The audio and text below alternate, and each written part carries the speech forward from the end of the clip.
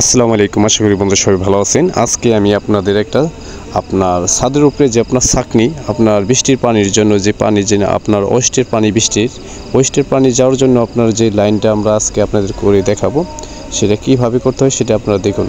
আমরা চারিদিকে আপনার এই সৌদি আরবের কাজটা আপনার ভিন্ন ধরনের। যেমন আমাদের বাংলাদেশের কাজটা হলো আপনার 4 ইঞ্চি পাইপের আপনার 4 ইঞ্চি ছাকনি আমরা দিই।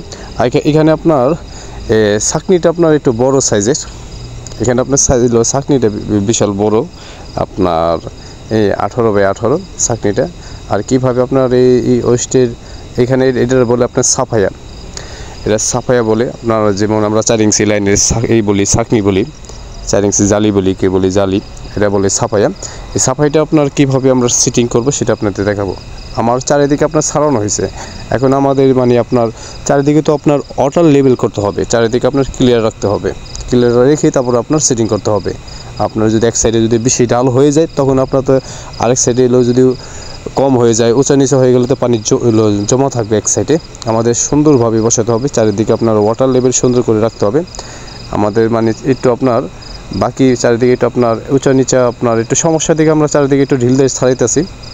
আর দেখুন কীভাবে আপনার সিলিংটা করি। ভিডিওটি যদি ভালো লাগে অবশ্যই লাইক, শেয়ার, কমেন্ট করবেন।